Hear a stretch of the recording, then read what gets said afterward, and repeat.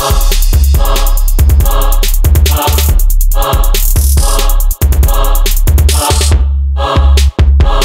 everyone, welcome to Ask Brian episode 9. This is my favorite series to do. I love to answer you guys' questions and comments and whatnot. Unfortunately, I could only choose 9 questions from the last video. There were so many comments. I think there were over 100. So if I don't get your question, I'm really sorry. Leave it in the comments below on this one. Maybe I'll get to you. And if you have any new questions to ask, definitely leave it in the comments below because I love to do this series. All right, let's go on to the first question. Say that shit. I'm saying it. So Chris says as he progresses in his lifting career, he notices that his ideal physique progressively changes. He wants to know if my physique changes, my ideal physique changes, or if I have a set ideal physique. Now when I first started lifting, when I was 130 pounds at 15, I noticed that 160 pounds was huge to me. When I got to 160 pounds, I was like, you know what? I'm pretty small. I think I need to get to 185. I got to 185, then I went to 200. So as I was going, I noticed that every time I got to my new goal, I thought I was small and I needed a bigger goal. Now that I've been lifting for so long, and I think after you've been lifting long enough, you realize what really is small and what really is big. My ideal physique, this is just straight up, this is what I want, and once I get there, I'll be stoked.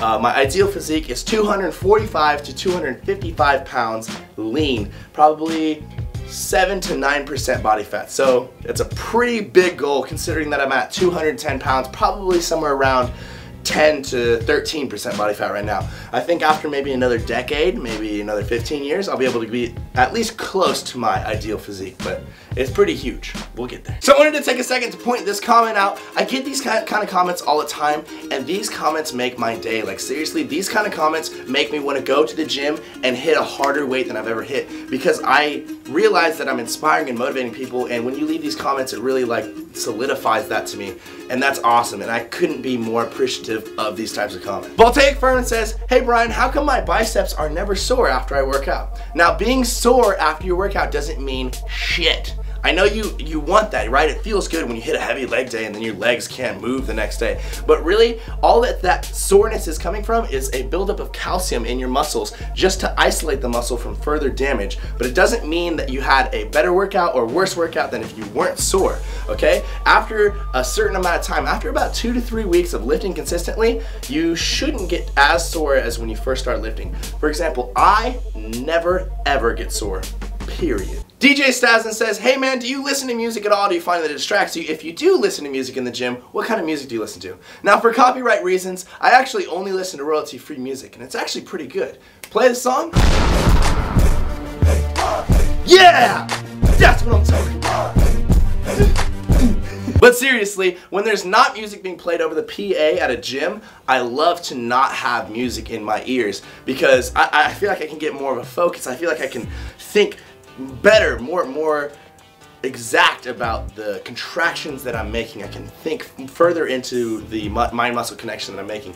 But when there's music over the PA and I'm hearing Miley Cyrus, Party in the USA, or things like that, it ruins my focus. So I need to put on some music that I like. Now music that I like is all sorts of hip hop and a couple of pop songs here and there, but usually it'll be something like Schoolboy Q, maybe a little bit of Reggie Watts. There's a lot of different things that I like to listen to. Clar99 asks, how did you come up with Team Beyond the Week? Also, what supplements do you take? Let me take care of the supplements really quickly. I take a multivitamin, I take egg protein, I take melatonin, and a pre-workout, and that's it. Now as far as how I came up with Team Beyond the Week, I really wanted to come up with something cool, right? Because I didn't want to use Humorous Fitness as my team, my company, my brand. I wanted something that was really cool, and there's stuff like Flag Nor Fail, there's Do You Even Lift, there's Dedicated for Life. Those are all cool, right? And they have like a motto behind their 3-word slogans, right? And I wanted to have something that was less than 4 words, 3 words, maybe 2 words, something like that, that really delivered a punch and made you know like immediately what it was talking about. Now Beyond the Week obviously means that there are those people that are weak, and those people are the ones that go through their day and they're too tired, they have excuses, they don't want to go work out, they don't want to progress, they aren't pushing themselves to do new things, they aren't pushing their bodies to their limits, they're not feeling the pain, right? They're weak, and they're okay with that, they're comfortable being docile. But then there are those who want to achieve their goals, who want to reach their goals and push through them, who want to pursue their dreams, who want to make things happen, right? And will do anything to make that happen. And those people are beyond the weak. And I think that's just my personal motto, the way I've always liked to live life. I've always liked to try to be the best at things that I do. And I thought it would be cool if I could have a team of people, if I could have a brand that people could stand behind that had the exact same feeling as me. And so I came up with Beyond the Week, and I think it's gonna be rad that there are gonna be a lot of like-minded people who are wearing my clothes who have the same ideology towards life as I do. So this next question comes from Andrew C9090, and he says, Brian, have you ever been in a fist fight before? Now Kurt is here with me because he can testament to the fact that I was in this fight. We were both playing soccer. We were, I think, like what, like 12, 13? Yeah. So we were like 13 years old at soccer practice, and we were running laps around the field, and as we were running by a fence, there was a bunch of skater kids on the other side of the fence, and they were like, fuck you soccer pussies, you guys are bitches, and saying all this stuff, right? So me being the hard ass that I was when I was, 13 years old, tall and 130 pounds, I was like, yo guys, we can't let them be saying that kind of stuff. And I was scared. Yeah. I was just like, I'm out. You weren't down for any of this. I'm out of here. Yeah. And so like half of our team was Mexican, so there was this kid named Giovanni, and he was just always like, he's so gangster, and he was like so cool, homie. Oh, man. Always had the bandana on. Fool. He was like, hey fool, we should go over there and kick those fools' asses. And I was like, yeah dude, I'm fucking badass, let's do this. So Kurt and the rest of the team keep running, keep doing their lap, and then me and Giovanni like just split off from the team and run around the other side of the fence and go over to the kids, and we drop our stuff and we're like, what the fuck you kids say? And we're like getting all hard. These two skater kids are about to fight us, and I'm like, all right, cool. So I take my shirt off and I throw it back, and I'm like, Giovanni, hold my shirt. And meanwhile, we had gotten back to where our coach was standing, and he's like, our coach was Mexican, and he's like, hey, where's Brian?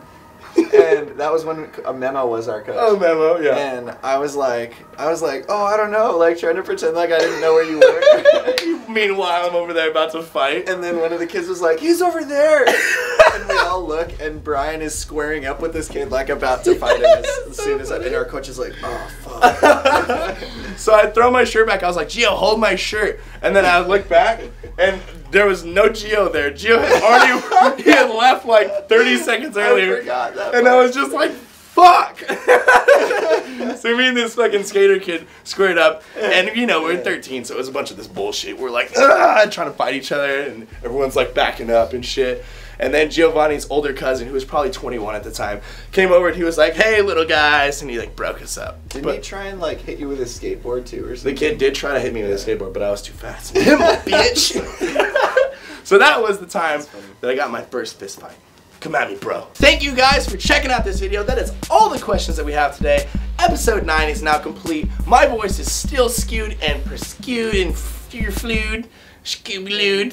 I freaking love you guys. The Beyond the Week company will be up in about a week and a half, and you guys will be able to wear some tanks, represent. I appreciate all the views. I appreciate all the likes that you're about to put on this video and the comments, and I'll see you guys in the next video. Lift heavy or die MIRIN.